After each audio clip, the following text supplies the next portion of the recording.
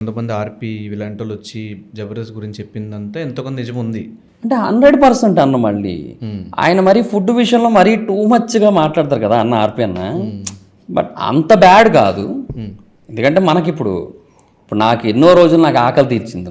నేను ఆ జబర్దస్త్కి వెళ్ళిన కొత్తలో నాకేం లేదు కదా. ప్రొడక్షన్ రెడ్ అన్న ఒక ఆయన ఉండేవాడు. ఆయన నన్ను పరిచయం చేసింది వెంకయ్యన్నకు రైటర్గా ఇలాగా.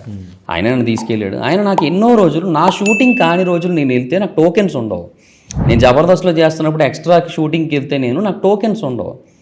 ఫుడ్ నాకు ఉండేది కాదు, ఆయనే పెట్టించేవాడు. సో నీకు ఆకలేస్తున్నప్పుడు నీకు దొరికింది ఏదైనా అమృతమే కదా. సో ఆ టైంలో నాకు అది చాలా గొప్ప విషయం. అండ్ డెఫినెట్గా చెప్తున్నా, మరి అంత బ్యాడ్గా కంప్లైంట్ చేసేటట్టు అయితే ఉండదు, కానీ పార్షియాలిటీ ఉంటుంది.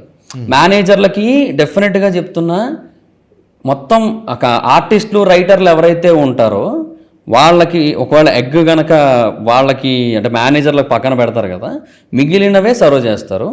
సో అవి కాకుండా అవి అయిపోయాయి అనుకో లేవని చెప్పేస్తారు. బట్ మళ్ళీ మేనేజర్లు వచ్చినప్పుడు పెడతారు. ఒకసారి పెద్ద గొడవ అయింది దీనికోసం, చాలా పెద్ద గొడవ అయింది. ఎగ్ బుర్జీ ఎగ్ అడిగితే బాయిల్డ్ ఎగ్ లేదని చెప్పారు ఒక పెద్ద రైటర్కి మా జబర్దస్త్లో. నెంబర్ 1 రైటర్ ఆయనకి లేదని చెప్పారు. లేదని చెప్తే సరే ఓకే అయిపోయింది అనుకుని ఆయన ఊరుకుంటే మేనేజర్ వచ్చినప్పుడు ఎగ్ బుర్జీ వెళ్ళింది. నువ్వు ఇక్కడ లేదని చెప్పి అక్కడికి ఎలా పట్టుకెళ్ళావు? మేనేజర్ల కంటే రైటర్లు ఆర్టిస్టులు ఏ లెక్కను తక్కువ అని చెప్పి గొడవ పెడితే వాళ్ళు ఏం చేయాలి? అందరికీ పెట్టాలి సమానంగా. నెక్స్ట్ షెడ్యూల్ నుంచి గుడ్డు తీసారు మొత్తం. గుడ్డు పోయింది అన్నట్టు గుడ్డు పోయింది, ఐటమే లేపేశారు మొత్తానికి. అదే అనుకున్నాం మనం. అప్పుడు అట్లాంటివి ఉన్నాయి, అక్కడ ఉంటాయి కొన్ని థింగ్స్ ఉంటాయి.